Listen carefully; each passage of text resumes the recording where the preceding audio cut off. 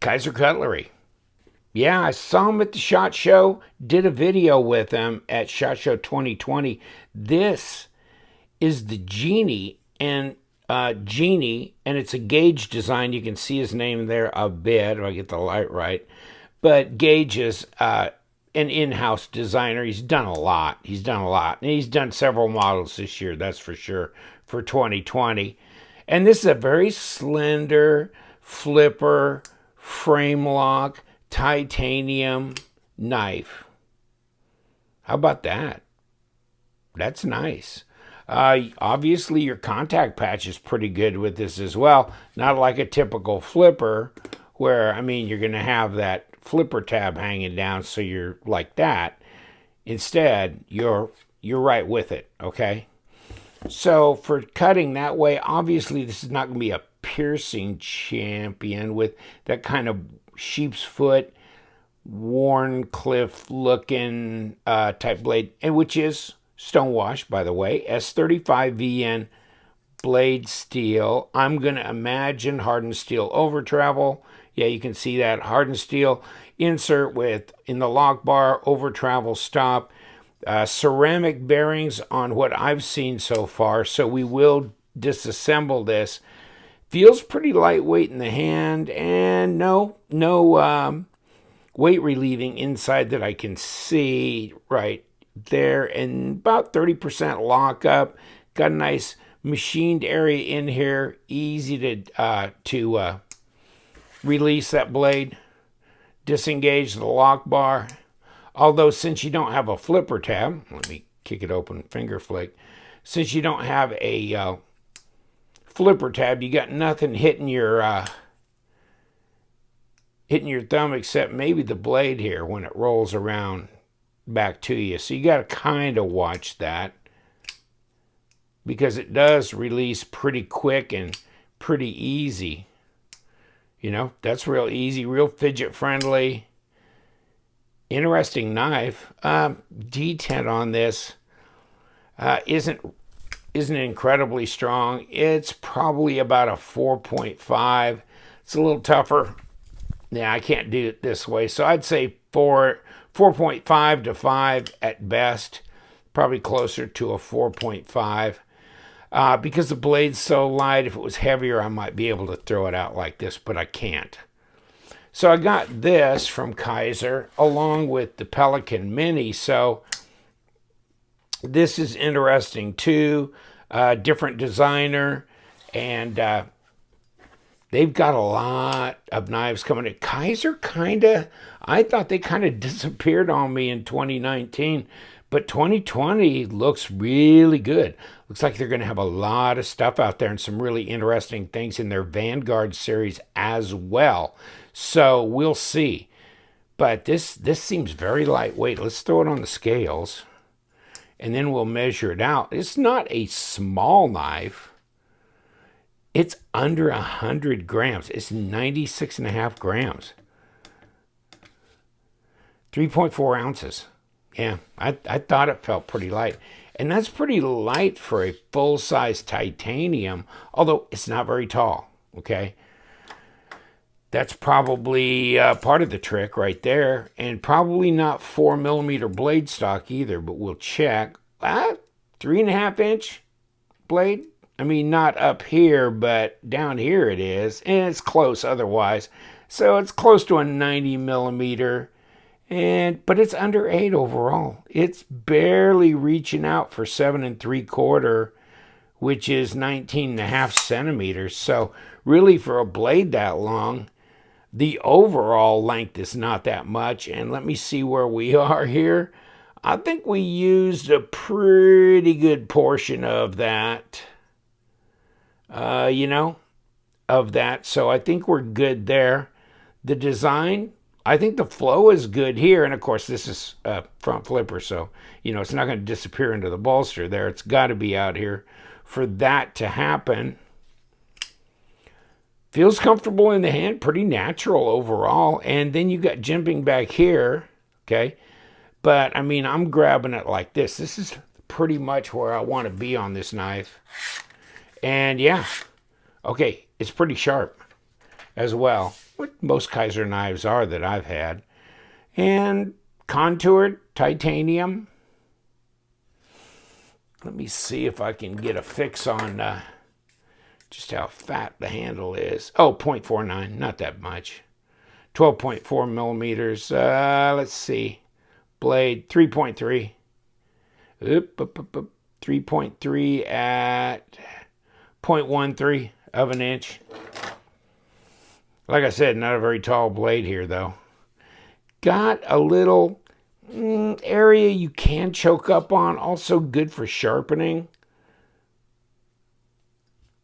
But yeah, you know, this would be a great knife in G10 too. That's just popped into my head. It's just like G10 or a micarta with like an N690 for about 55 bucks would also be really cool. I don't know when this one's coming out, and I don't know the exact release date. I don't know the pricing on it as well. Yeah, that's centered up. I'm not getting any blade play, no lock rock, any issues like that. But yeah, it's light. Pocket clip's kind of cool. I like that. It's all right. Goes in and out of the pocket as decent as milled clips do that. I mean, obviously, I think the stamped ones are a bit better, but milled, you got to go styling, man, if you're going to go tie, you know? Look at the back spacer. It's got some kind of jimping milled stuff going on here. There's your cutaways for your lock bar. Internally, there you go. Nice milling here for release, so it's easy to drop that blade, super easy.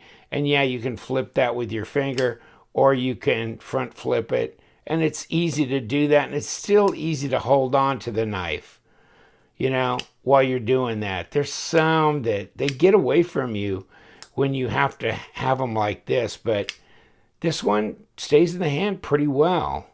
Must be something back in here that's good to you know, make contact here.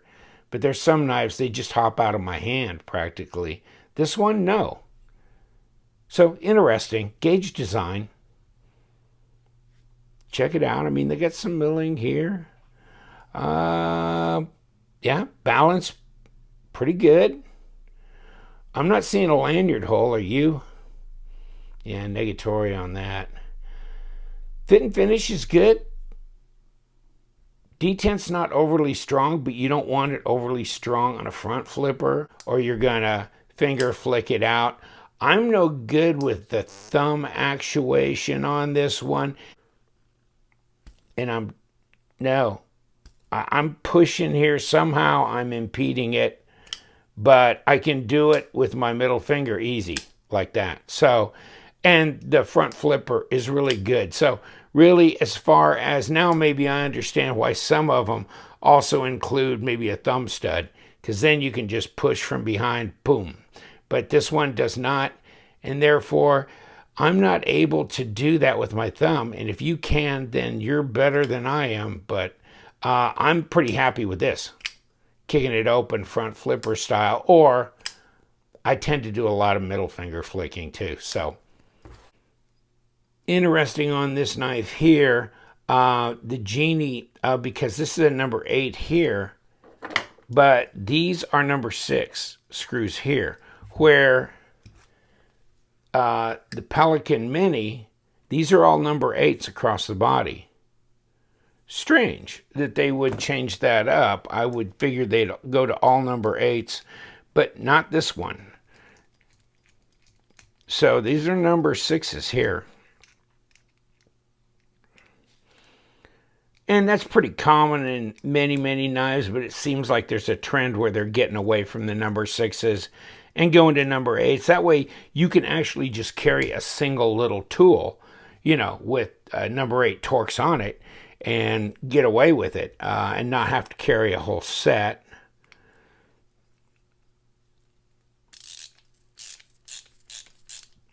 And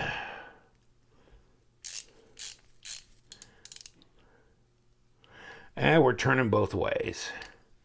So we're going to have to stabilize one side with a number 8 while we turn it and break it loose.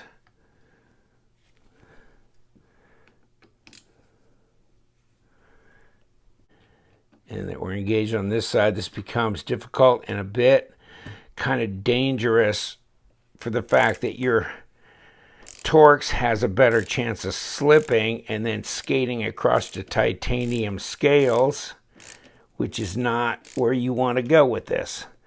So yeah, they got this locked down hard, real hard. But yeah, it let go.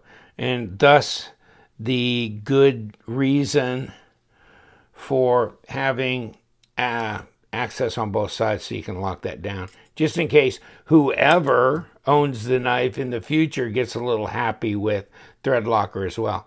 And there you go with a nice steel washer and your little race there running in there, groove, whatever you want to call it, for the ceramic bearings. And there they are. On the other side, you've got the detent track and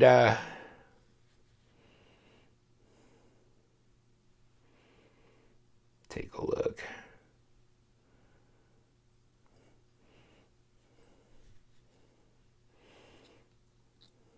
Unfortunately, no D-shaped pivot to stabilize, and that's unfortunate. That is unfortunate.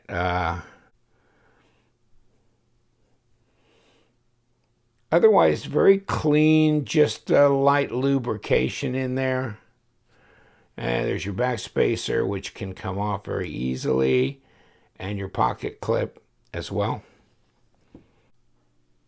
All right, looks like we're in good shape. We got all the screws. There's 2 body screws and a pivot screw there, and here's your pivot. So if we want to reassemble it, first we can take a look here. You know, hardened steel insert, ceramic detent ball over travel stop as well. And this is the steel washer that's in there. You could pop that out by just popping it out from the back or just taking the tip of a sharp instrument, kicking that out of there. I'm leaving it there. Here goes my pivot tube, and yes, it's not D-shaped, and that's disappointing. It'd be nice if they do that, although as long as they're giving me access with a number 8 Torx on both sides, then at least it's not disastrous because I can break it loose that way. So not a huge deal, but would be nice. Here, there we go with that. And of course I skipped putting any lube in particular on the detent track. I can do that later. Here's my blade stop, which is going to go down and meet this little hole there when I put this together. And let's do that. There we go. Kick it there. And are we together? Yes, we are. Looks pretty solid. And put on the pivot screw. Stand you up, buddy.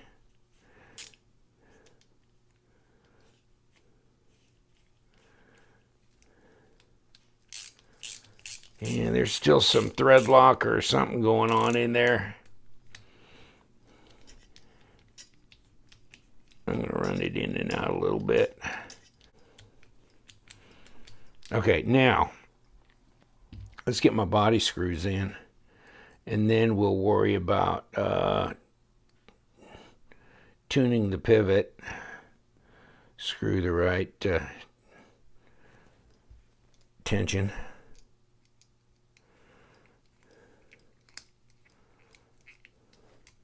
Okay, good there. And get in here.